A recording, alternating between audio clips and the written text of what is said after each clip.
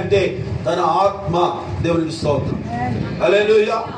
Simple గా చెప్తున్నాను, God has promised his spirit to his bride, his church. తన సంఘానికి, తన యొక్క వధువుకు, తన యొక్క ప్రజలకు, తన సేవకులకు దేవుడు ఇస్తానన్నటువంటి వాగ్దానం ఏమిటయ్యా అంటే తన ఆత్మ. దేవునికి స్తోత్రం. ఏది ఇచ్చాడండి దేవుడు వాగ్దానం ఏమిటి? దేవుని వాగ్దానం ఏమిటి? అందరూ చెప్పండి. దేవుని వాగ్దానం ఏమిటి? దేవుని వాగ్దానం ఏమిటండి? He has promised us to pour out his mighty spirit upon the church. సంఘము పైన దేవుడు తన ఆత్మను కృమ్మరిస్తానని అద్భుతమైన వాగ్దానం చేశాడు. ఈ చివరి దినాల్లో దేవుని పిల్లలమైన మనకేం కావాలి? What we need today? ఏది మనకు కావాలి? భౌతికమైనటువంటి అనేకమైన సంపదలు కావాలా? భౌతికమైనటువంటి అవసరతలు తీర్చబడాలా? లేక భౌతికమైనటువంటి ప్రార్థనా మందిరాలు కట్టబడాలా? లేకపోతే భౌతికంగా ఇంకేదేదో ఉజ్జీవ కూటాలు బాగా జరగాల? ఏమిటి మనకి ఈ రోజున కావాల్సింది? సంఘము చెట్టు కింద ఉన్నా, సంఘము ఎక్కడ అడవిలో ఉన్నా, సంఘము ఎలాంటి క్లిష్ట పరిస్థితుల్లో ఉన్నా, సంఘం ఏ విధమైనటువంటి అనేక రకాలైనటువంటి వనరులు లేని అయోమయ పరిస్థితిలో ఉన్న ఏ సంఘము పైన అయితే దేవుని ఆత్మ కృమ్మరింపు ఉంటుందో, ఏ సంఘం అయితే దేవుని చేత, దేవుని ఆత్మ చేత నింపబడి ఉంటుందో ఆ సంఘము దేవుని చేతిలో సాధనం అవుతుంది. దేవునికి స్తోత్రం. చప్పట్లు కొట్టండి గట్టిగా. హల్లెలూయా, హల్లెలూయా, హల్లెలూయా. We need the Spirit of God. మనకు దేవుని యొక్క ఆత్మ అవసరం. దేవుడు ఆత్మను గుర్చిన అద్భుతమైన వాగ్దానాన్ని చేశాడు. దానిని ఆధారం చేసుకొని సంఘమంతా కలిసి 120 మంది మేడగదిలోనికి ఎక్కి వెళ్ళి ఏక మనస్సుతో, ఏక భావనతో, ఏక హృదయంతో, ఏకాగ్రతతో దేవుని పాదాలు పట్టుకొని ప్రార్థించడం ప్రారంభించారు. 2వ అధ్యాయములోనికి వచ్చినప్పుడు వారందరూ కూడి ప్రార్థిస్తూ ఉండగా దేవుడు తన యొక్క ఆత్మ చేత ఆ సంఘాన్ని, అక్కడున్న ప్రజలను దేవుడు నింపాడు. దేవునికి స్తోత్రం. దేవుని ఆత్మ అగ్ని జ్వాలల వలె నాలుకలుగా విభాగించబడి ఒక్కొక్కరి మీద రాలగా వారందరూ దేవుని ఆత్మ చేత నింపబడిన వారై అన్య భాషలతో మాట్లాడుచు దేవుని మహిమ పరిచారు, దేవుని స్తుతించారు. సంఘం యొక్క ఆవిర్భావము అంటారు దాని సంఘం యొక్క ఆవిర్భావము అంటారు. The church has started. సంఘము ప్రారంభమైంది. దేనితో ప్రారంభమైంది? దేవుని యొక్క వాక్యానికి, దేవుని మాటకు విధేయత చూపించి దేవుని ఆత్మ చేత నింపబడ్డం ద్వారా సంఘం యొక్క ఆవిర్భావం అద్భుతమైన రీతిలో అపోస్తలుల కార్యముల గ్రంథంలో మనకు కనిపిస్తుంది. దేవునికి స్తోత్రం. వాస్తవంగా సువార్తలలో పేతురు చాలా పిరికివాడుగా మనకు కనిపిస్తాడు. అంత మాత్రమే కాదు, సువార్తలలో పేతురు చాలా దుడుకువాడుగా కనబడతాడు. సువార్తలలో పేతురు చాలా ఆవేశపరుడుగా కనబడతాడు. అనాలోచనమైనటువంటి వ్యక్తిగా మనకు కనిపిస్తాడు. కానీ అపోస్తలుల కార్యముల గ్రంథంలో దేవుని ఆత్మ చేత నింపబడిన తరువాత అతని ఆవేశం భౌతికమైన ఆవేశం కాదు, అతని ఆవేశం ఆత్మావేశంగా మారిపోయింది. దేవునికి స్తోత్రం. హల్లెలూయా. మనకు ఆలోచనలు చాలా తక్కువ, ఆవేశాలు మాత్రం చాలా ఎక్కువ. ఆవేశంతో పరుగులెత్తే ప్రతి ఒక్కడు కూడా బోల్తా పడతాడు, పుళ్ళు రాలిపోతాయి, ఒక చట్నీ అవుతుంది.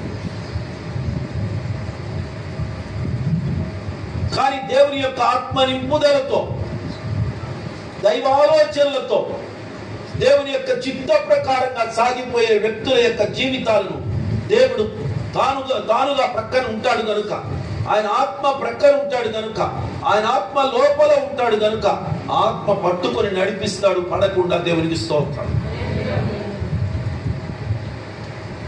2వ అధ్యాయములో పేతురు నిలబడి మాట్లాడిన వర్తమానం ఎంత కరేజియస్ మెసేజ్ అది అంటే, ఎంత ధైర్యంతో కూడిన వర్తమానం. సామాన్యంగా అంత ధైర్యం వస్తుందా ఎవరికైనా? చదువుకున్న మేధావులు చాలా పిరికి వాళ్ళు ఈ రోజున.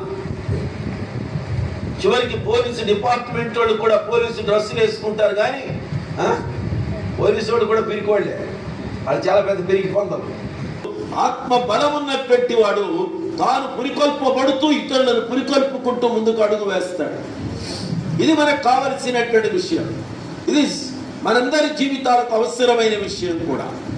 అద్భుతమైన రీతిలో దేవుని ఆత్మ చేత నింపబడిన తరువాత అతడు చేసినటువంటి అద్భుతమైనటువంటి ధైర్యంతో కూడిన ప్రసంగం 3000 మంది సంఘములో బాప్తిస్వం పొంది చేర్చబడ్డానికి కారణమైంది. 3000 మంది, ఒకే ఒక వర్తమానం, ఒకే ఒక message. The 3000 people converted and they baptized, they entered into the church. అద్భుతమైనటువంటి సంఘటన. The great revival. ఒక అద్భుతమైన ఉజ్జీవం ప్రారంభమైంది. ఒక జాతి కాదు, నానా జాతి సమితి ఉన్నారు అక్కడ. అనేక మంది జాతుల ప్రజలు ఉన్నారు. 2వ అధ్యాయంలో చదువుకుంటే చాలా జాతుల ప్రజలు ఉన్నారు అక్కడ. నానా భాషలు మాట్లాడే ప్రజలు ఉన్నారు అక్కడ. అందరి జీవితాల్లోనూ దేవుడు ఒక అద్భుతమైన కార్యాన్ని జరిగింపచేశాడు. దేవుని యొక్క సందేశము అనేది అందరికీ అనేది కూడా మనకు అక్కడ అర్థం అవుతుంది.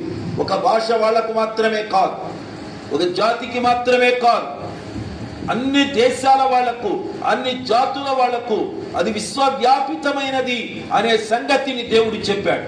దేవుని యొక్క ఆత్మ నింపుదల, దేవుని యొక్క ఆత్మ పూర్ణత సంఘానికి ఉన్నప్పుడు దేవుడు సంఘము ద్వారా అనేక జాతులను దేవుడు తన దగ్గరకు నడిపించుకుంటాడు. అనేక భాషలు మాట్లాడే వారిని దేవుడు తన దగ్గరకు నడిపించుకుంటాడు. అనేక మంది వ్యక్తిత్వం, వివిధమైన భిన్నమైన వైఖరులు కలిగిన ప్రజలను కూడా దేవుడు తన దగ్గరకు నడిపించుకుంటాడు. దేవునికి స్తోత్రం కలుగును గాక. హల్లెలూయా, హల్లెలూయా. సువార్త అద్భుతంగా అక్కడ జరిగింది. నేను ఒక విషయం చెప్తాను ఇక్కడ ముందుకు వెళ్ళడానికి ముందుగా. వాస్తవానికి దైవజనుడైన పౌలు అపోస్తలుల కార్యముల గ్రంథంలో 9వ అధ్యాయంలో రక్షించబడిన తరువాత రోమా నగరానికి వెళ్ళడానికి ముందే రోమా నగరంలో అనేక మంది విశ్వాసులు ఉన్నారు. అద్భుతమైన రీతిలో పరిచర్య ఉంది. అరే, రోమా నగరంలో సేవ ఎలా జరిగింది? ఫిలిప్పీ పట్టణంలో పౌలు వెళితే జరిగింది, ఎఫెస్కు పౌలు వెళితే జరిగింది, తెస్సలోనికకు పౌలు వెళితే జరిగింది. మరి రోమా నగరానికి పౌలు వెళ్లకుండానే సువార్త ఎలా జరిగింది అంటే అపోస్తలుల కార్యముల 2వ గ్రంథం 2వ అధ్యాయంలో రోమా నగరం నుండి వచ్చిన వ్యక్తులు కూడా ఆ పెంతెకోస్తు ఉద్యమంలో వాళ్ళు కూడా పాలిభాగస్తులయ్యారు.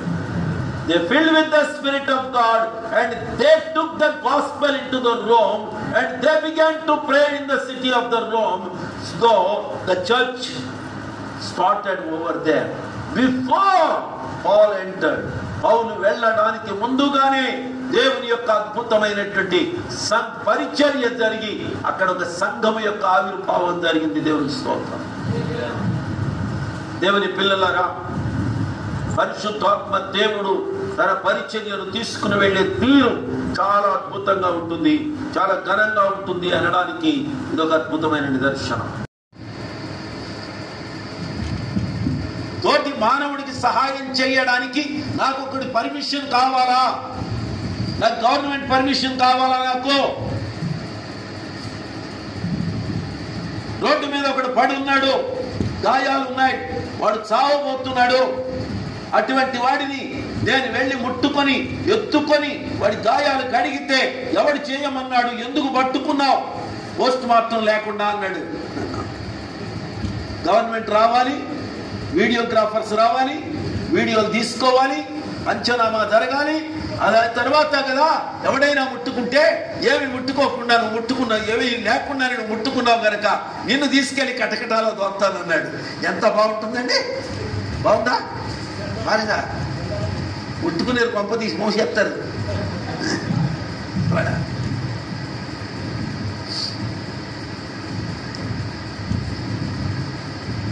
కావాలా?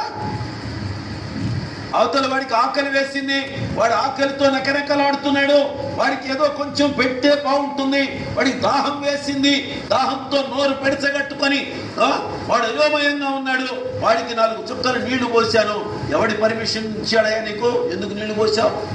ఎందుకు అన్నం పెట్టావు?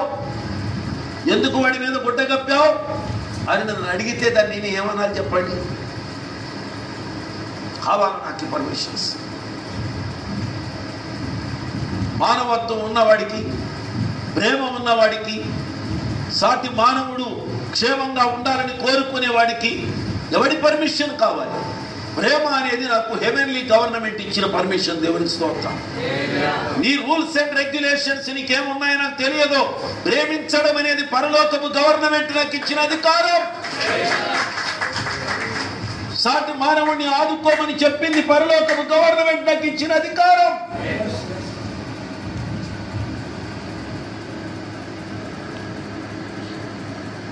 దాన్ని అడ్డగించే అధికారాలు దేశాన్ని ఉద్ధరిస్తాయా? దాన్ని అడ్డుకునే అధికారాలు దేశాన్ని అభివృద్ధి పరుస్తాయా? మీరు ఆలోచించండి. జాగ్రత్తగా గమనించాలని ప్రభువు పేరిట కోరుకుంటున్నాను. వాళ్ళని పిలిపించారు, నానా రకాలుగా బెదిరించారు, తీసుకెళ్లి జైల్లో పెట్టారు. మరుసటి రోజును తీసుకొచ్చేసి సభ ఎదుట నిలబెట్టారు. ఏ నామాన్ని బట్టి చేశారు, ఇక మీదట ఇలాంటివి చేయడానికి వీలు లేదు అని అన్నారు. బెదిరించి ఈ నామమును బట్టి ఇక మీదట మాట్లాడడానికి వీలు లేదు అని చెప్పారు. 17వ వచనంలో చదివాం. అయినను ఇది ప్రజలలో ఇంకా వ్యాపింపకుండుటకై ఇక మీదట ఈ నామమును బట్టి ఏ మనుష్యునితోనూ మాట్లాడకూడదని మనం వారిని బెదురు పెట్టవలనని చెప్పుకోలేదు. దేన్ని? ఏం మాట్లాడకూడదు?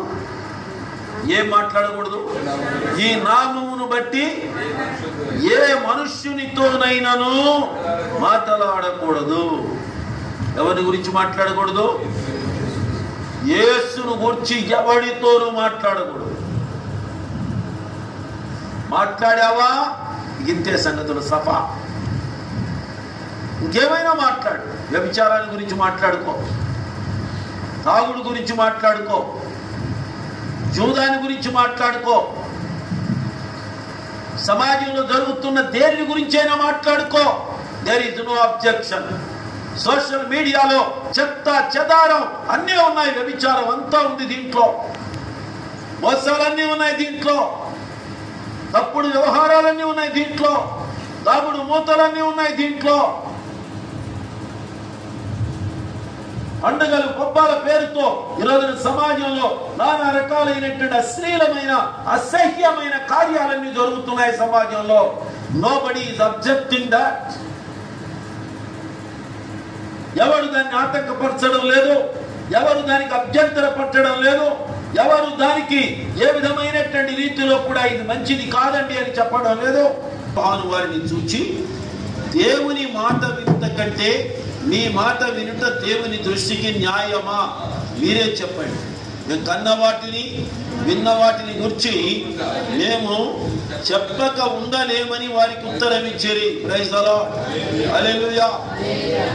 To whom you are giving importance. దేనికి ప్రాధాన్యత ఇస్తున్నావు? ఎవరికి ప్రాధాన్యత ఇస్తున్నావు?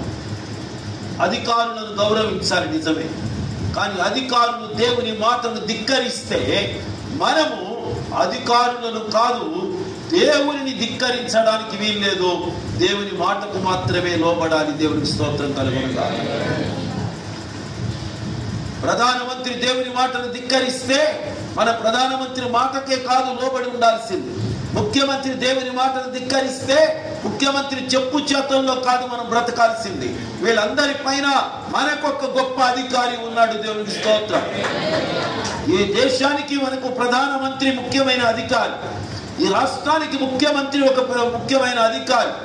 అయితే ప్రపంచానికి అంతటికీ అధికారి అయిన వాడు, రాజులకు రాజు, ప్రభువులకు ప్రభు అయినటువంటి వాడు మన దేవుడు, మనకు అధికారి. దేవునికి స్తోత్రం కలుగునుగా. హల్లెలూయా. We must listen voice from heaven. పరలోకము నుండి వస్తున్న శబ్దాన్ని మనం వినాలి. పరలోకము నుండి కుమ్మరించబడిన దేవుని ఆత్మ ప్రేరణను మనం వినాలి. దేవుని యొక్క ఆత్మ మనల్ని నడిపించే తీరును మనం వినాలి. దానికి తగినట్లుగా మన జీవితాలను మనం కొనసాగించుకోవాలి.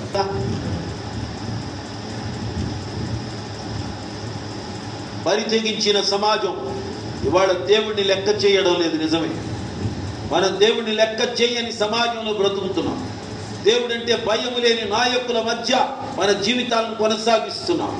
దైవ భయమే మాత్రం లేకుండా విశృంఖలంగా చెడుతనాన్ని, పాపాన్ని జరిగిస్తున్న ప్రజల మధ్య మన జీవితాన్ని కొనసాగించుకుంటూ వెళ్తున్నాం. ఈ మాట పలకాలి అంటే ఎన్ని గుండెలు ఉండాలి. దేవుని మాట మాత్రమే మేము వింటాం, దేవుని చెప్పింది చేస్తాం, మేము విన్నది కన్నది చెప్పకుండా ఉండలేం అని ఈ ధైర్యంతో మాట్లాడారు అంటే దేవుని ఆత్మచేత వారు నింపబడ్డారు. దేవుని స్తోత్రం. మీకా గ్రంథం 3వ అధ్యాయం 8వ వచనంలో మీకా ఒక అద్భుతమైన మాట ఇలా పలుకుతాడు. మీకా గ్రంథం 3:8 చదవండి ఒకసారి. హల్లెలూయా. ఏమంటున్నాడు మీకా? నేను బలముతోను తీర్పు తీర్చు శక్తితోను ధైర్యముతోను నింపబడ్డాను. దేని ద్వారా? దేవుని యొక్క ఆత్మావేశము ద్వారా. దేవుని ఆత్మ నన్ను ఆవేశించినందువల్ల, దేవుని ఆత్మ నన్ను నింపినందువల్ల నేను బలముతోను తీర్పు తీర్చు శక్తితోను ధైర్యముతోను నింపబడ్డాను. దేవుని పిల్లలారా, ఎక్కడి నుంచి వచ్చింది ఈ ధైర్యం? దేవుని ఆత్మావేశము ద్వారా కలిగిన ధైర్యం. దానికి అవతల వాళ్ళు వీళ్ళని బెదిరించి మొత్తానికి ఇక మీదట మాట్లాడడానికి వీల్లేదు, మాట్లాడితే మాత్రం మీ అంతేదో తేలుస్తాం అని బెదిరించేసి పంపించేశారు. ఆ సమయానికి ఏం చేయలేక వీళ్ళు ఏం చేశారో తెలుసా? వీళ్ళు విడుదల పొందిన తరువాత సరాసరి ఎక్కడికి వెళ్ళారు? వారు 23వ వచనంలో వారు విడుదల పొంది స్వజనుల యొద్దకు వచ్చి ప్రధాన యాజకులు పెద్దలు తమతో చెప్పిన మాటలన్నిటినీ వారికి తెలిపిరి. ఎవరండి స్వజనులు? ఇక్కడ స్వజనులు అనే మాట ఎవరికి వర్తిస్తుంది? స్వజనులు అంటే వాళ్ళ యొక్క కులపోళ్ళు, వాళ్ళ మతపోళ్ళు, లేకపోతే వాళ్ళ యొక్క కుటుంబీకులు అని అర్థం కాదు. ఎప్పుడైతే దేవుని ఆత్మావేశము చేత వారిని ఈ 120 మంది మేడగదిలో ఆత్మచేత నింపబడ్డారే, they became their own people.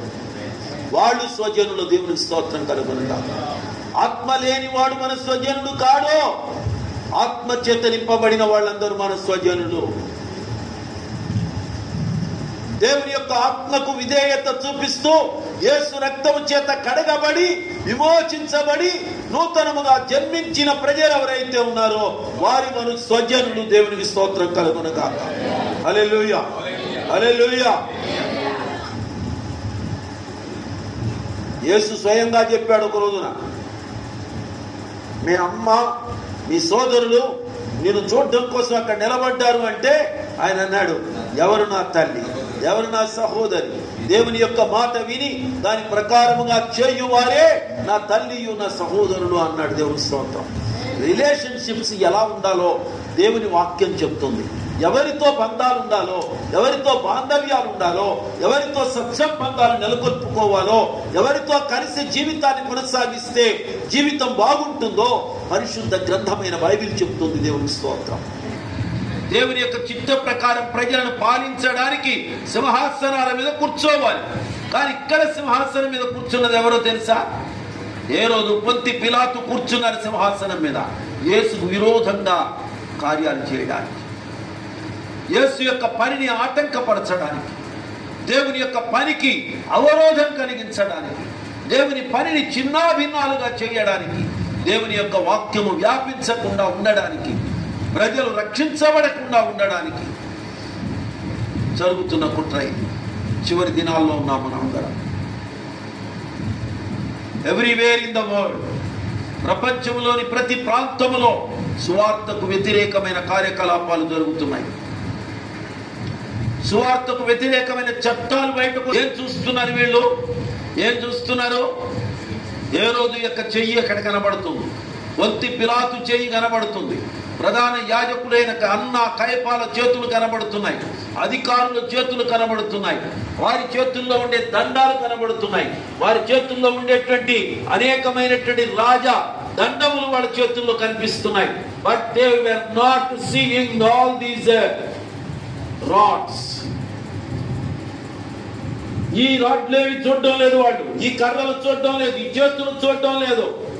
కానీ దేవుని యొక్క మహత్తర కార్యాలు జరిగించడానికి, దేవుని యొక్క క్రియలు చేయడానికి, దేవుడు అనేక మందిని స్వస్థపరచడానికి, అనేక మంది జీవితాలను మెరుగుపరచడానికి సాచిన దేవుని చేతిని చూచారట.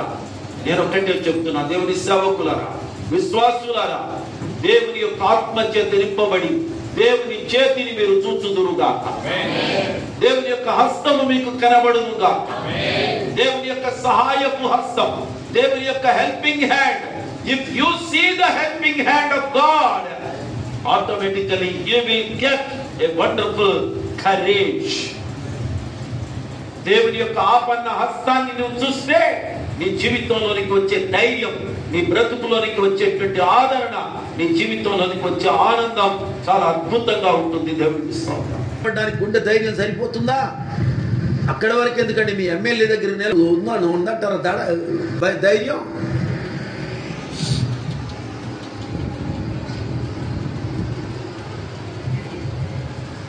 కరేజ్. సంఘము ధైర్యము కొరకు ప్రార్థించింది. సంఘము దేవుని యొక్క శక్తి కొరకు ప్రార్థించింది. దేవుడిచ్చే ధైర్యము కొరకు ప్రార్థించింది. ఈ రోజున ధైర్యానికి వ్యతిరేకమైన పదం ఏమిటో తెలుసా? పిరికితనం. ధైర్యానికి వ్యతిరేకమైన పదం ఏమిటో తెలుసా? అధైర్యం. ధైర్యానికి వ్యతిరేకమైన పదం ఏమిటో తెలుసా? భయం. దేవుడు సంఘములో నుండి భయమును తొలగించునుగాక. దేవుడు సంఘములో నుండి అధైర్యమును తీసివేయునుగాక. దేవుడు సంఘస్థుల హృదయాలలో నుండి పిరికితనమును దేవుడు మట్టుమాయము చేయునుగాక. హల్లెలూయా, హల్లెలూయా. పరిశుద్ధ గ్రంథమైన బైబిల్ గ్రంథంలో పిరికి వారు దేవుని రాజ్యములకు వారసులు కానేరను. పిరికి పందాల్లాగా ఉంటే, లోకానికి భయపడి నోరు మూసుకుంటే, యేసు నామాన్ని స్తుతించడం మానివేస్తే, యేసు నామాన్ని ప్రకటించడం మానివేస్తే, యేసు రక్షకుడు అని చెప్పడం మానివేస్తే, యేసు విమోచకుడు అని చెప్పడం మానివేస్తే, యేసే మన జీవితానికి ఆధారం, ఆయన నిత్య జీవం అని చెప్పడం మానివేస్తే, రేపు నువ్వు ఎక్కడికి వెళ్ళి కూర్చుంటావు? There you are going to say.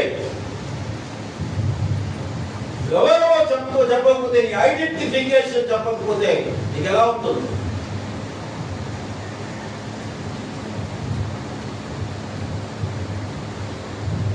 దేవుని పిల్లలమైన మన ఐడెంటిఫికేషన్ ఎక్కడ మరుగు చేయకూడదు. మనం యేసు ద్వారా కడగబడిన ప్రజలు, విమోచించబడిన ప్రజలు, ఆయన కుమారులు. దాన్ని మనం ధైర్యంగా మనం ఒప్పుకొని తీరాలి. ఇచ్చింది దేవునికి స్తోత్రం. మన ప్రార్థనలు కదిలించే ప్రార్థనలుగా, కప్పించే ప్రార్థనలుగా, అద్భుతమైన చైతన్యాన్ని తెచ్చే ప్రార్థనలుగా మారునుగాక. దేవునికి స్తోత్రం కలుగునుగాక. హల్లెలూయా. అక్కడికి మనం వెళ్ళడం చాలా అవసరం. అది మనకు చాలా అవసరం. ఈ రోజు we are living in the last days. We need this type of movement. మనకు ఈ యొక్క కదలిక కావాలి. కదలడం లేదు, చలనం లేదు. కంపన అంటే భూకంపం వచ్చేసింది అని అంటామేమో. ప్రార్థిస్తూ ఉండగానే, వారు ప్రార్థిస్తూ ఉండగానే దేవుడు దిగి వచ్చాడు. దేవుని స్తోత్రం. అంతే, నేనున్నాను అనే అభయం దొరికింది వాళ్ళకి. ఐ యామ్ విత్ యు అనే అభయం దొరికింది. నీకేం పర్వాలేదు, నేను ఉన్నాను అని అంటే ఎంత ధైర్యం వస్తుందండి? అయ్యగారి వస్తుందో రాదో నాకు తెలియదు. మనుష్యుడు నేను ఉన్నాను అంటే నీకు అంత ధైర్యం వస్తే, పరలోకములో నుండి నీ ప్రార్థన విని దేవుడు స్వయంగా తానే దిగి వస్తే అప్పుడు కలిగే ధైర్యం ఎంత గొప్పది. దేవుడు మన మధ్యకు దిగి వచ్చును గాక. దేవుడు మన సంఘములలోనికి ఆయన ఏతెచ్చును గాక. దేవుడు మన యొక్క సేవకుల యొక్క గుండెలలోనికి ఆయన దిగి వచ్చును గాక. దేవుడు అద్భుతమైనటువంటి రీతిలో ఒక అద్భుతమైన ప్రకంపనను దేవుడు తీసుకొని వచ్చును గాక. దాని కొరకు ప్రార్థించండి విశ్వాసులు. ఆ మొదటి శతాబ్దంలో, ఆది సంఘములో ప్రార్థనలకు ఏ జవాబులు వచ్చాయో ఆ జవాబులు మనకు రాకపోతే మన సంఘాలు నామకార్థంగా అలాగే మిగిలిపోతాయి. మన బ్రతుకులు ఇలాగే ఉండిపోతాయి. బోధకులమైన మన బ్రతుకులు కూడా ఎందుకు పనికి రాకుండా మారిపోతాయి. ఇంత బోధిస్తున్నట్టు నా బ్రతుకు కూడా ఎందుకు కొరగాకుండా పోతుంది. మీతో మాట్లాడుతున్న సమయంలోనే నా గుండెల్లో ఎనలేని బాధ, ఆవేదన కలుగుతుంది. నాకు కూడా ఇదే కావాలి. నా బోధ గాని, నా జీవితం గాని, నా యొక్క పరిచర్యలు గాని నిస్సారముగా మారకుండా ఉండాలి అంటే ఆ ఆది క్రైస్తవ సంఘములో ఏ విధమైన ప్రకంపన ప్రారంభమైందో అది నా ఇంటిలో, అది నా వ్యక్తిగత జీవితంలో, అది నా సంఘములో, అది మన మధ్యలో, అది మన ప్రాంతాలలో అది దిగి వస్తే దేవుడు ఆశ్చర్యకరమైన తన కార్యాలను జరిగిస్తాడు. దేవునికి స్తోత్రం. Let God move in our midst. దేవుడు మన మధ్య ఆయన అద్భుతమైన రీతిలో తన కార్యమును జరిగించును గాక. వారందరూ ధైర్యముతో దేవుని వాక్యాన్ని బోధించారు. The church filled with the courage. The church filled with the courage. The church filled with the courage. సంఘము ధైర్యముతో నింపబడింది. సంఘము ధైర్యముతో నింపబడింది. సంఘము ధైర్యముతో నింపబడింది. ఆ ధైర్యానికి కారణం ఏమిటి? ధైర్యానికి కారణం ఏమిటి? దేవుని ఆత్మావేశం, దేవుని యొక్క ఆత్మావేశం, దేవుని ఆత్మ వారిని ఆవరించడం. దానికి కారణం ఏమిటి? వాళ్ళు చేసిన ప్రార్థన. దేవుని స్తోత్రం. వాగ్దానం చేయబడిన దాని కొరకు ప్రార్థించారు. వాగ్దానం ఏమిటండి? ఇప్పుడు వాగ్దానం ఏమిటి? దేవుని ఆత్మ. దేవుని స్తోత్రం. హల్లెలూయా. దేవుని వాగ్దానం, దేవుని ఆత్మ వారికి కలిగినప్పుడు వారికి కలిగిందేంటి? ధైర్యం. నీకు డబ్బులు కావాలి, డబ్బులు వచ్చాయి కానీ ధైర్యం లేదు. నీకు ఇల్లు వచ్చింది, ధైర్యం లేదు. నీకు బంధువులు బలంగా వచ్చారు, ధైర్యం లేదు. నీకెన్నో వచ్చాయి సంపదలని, ధైర్యం లేదు. నాకు తెలుసు, కొన్ని వందల మందిని, వేల మందిని చూస్తున్నా జీవితంలో. వాళ్ళకి అన్నీ ఉన్నాయి కానీ ధైర్యం లేదు వాళ్ళకి. ఏదో ఒక రకమైన ఆత్మీయ న్యూనతా భావం, ఎంతసేపు పిరికితనం, ఎంతసేపు భయం వేస్తుందండి, భయం వేస్తుంది. కోట్లకు పడగలెత్తిన వాడు ఎందుకో భయంగా ఉంది, పాస్టర్ గారు ప్రార్థన చేయండి అన్నాడు. అరే నీకేమైంది నాయన, నీకేం తక్కువ ఉన్నారు నీకు, నీకెందుకు భయం అంటే ఏదోనండి లోపల దురుగ్గా ఉందండి, ఏమవుతామని భయపడుతుందండి. ఏమవుతాం పోతాం అంతేగా, ఏమవుతాం ఏదో రోజు పోతాం, అందరం పోతాం. కానీ పోతే ఏమవుతావో నీకు తెలియదు, పోతే ఏమవుతానో నాకు తెలుసు. నేను పోతే ఎక్కడికి వెళ్తానో నాకు తెలుసు. అందుకని పోవడానికి గురించి కూడా నాకు అధైర్యం లేదు, పోవడానికి గురించి భయం లేదు నాకు. నేను పోతే గనక ఇక్కడికంటే మేలైన స్థానంలో ఉండబోతున్నాను. నేను పోతే గనక ఇంతకంటే శ్రేష్టమైన స్థలంలో ఉండబోతున్నాను.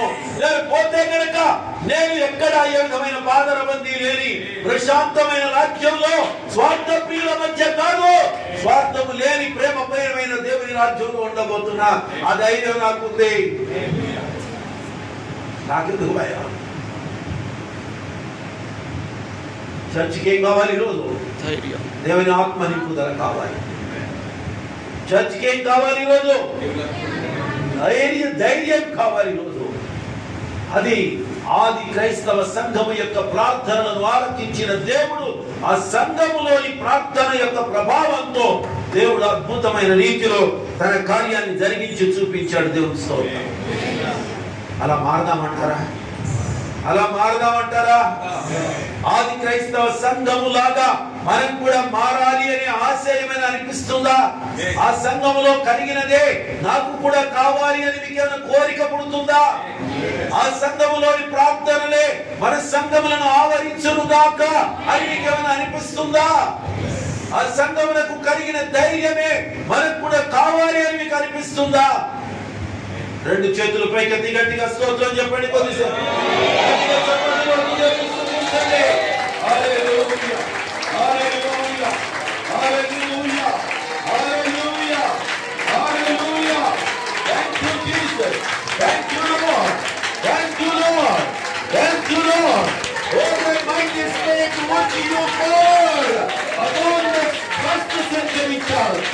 మొదటి శతాబ్దంలోని సందర్భ పైన నీ ఆత్మను ఎలా కృమరించావో దానిని మా పైన కూడా కృమరించు. అదే ధైర్యాన్ని వాక్యము, అదే శక్తిని వాక్యము, అదే బలమును వాక్యము. హల్లెలూయా, హల్లెలూయా, హల్లెలూయా. ఏ విధమైనటువంటి దేవుని ఆత్మ కృమరించబడిందో అదే మనకు కావాలని ఆశిస్తూ హృదయపూర్తిగా చేతులు పైకి. ఆశీర్వాదం నేను దైవం పద్దాగినాను కదా, 9 దాకా కంప్లీట్ అయిపోతుంది. అది గుర్తుపెట్టుకోండి. తర్వాత దయచేసి మొత్తం 10 నిమిషాలు అయిపోతుంది. మీకు అందరికి ఒకటి ఎక్కువ, అందరికి ఒకటి ఉంటా. మీరు అనుగ్రహించిన కృపంతటి కొరకు స్తోత్రం. చేయబడిన ప్రార్థనలను బట్టి, మీరు అందించిన సందేశాన్ని బట్టి స్తోత్రం. ప్రతి ఒక్కరిని బలపరిచి నా మహిమార్థంగా నడిపించండి. దేవా, బిడ్డలందరినీ పేరు పేరు వరుసని దీవించండి. వారి ప్రతి అక్కరను తీర్చండి. యేసు దివ్య నామములో ప్రార్థిస్తున్నాం తండ్రి. మన తండ్రి అయిన దేవుని ప్రేమ, రక్షకుడైన క్రీస్తు కృప, పరిశుద్ధాత్మ తోడ్పాటు సంఘమునకు, సేవకులకు, కూడి ఉన్నటువంటి మీకు, మీ పరిచర్యలకు తోడయుండి బలపరిచి నడిపించును గాక. ఆమేన్.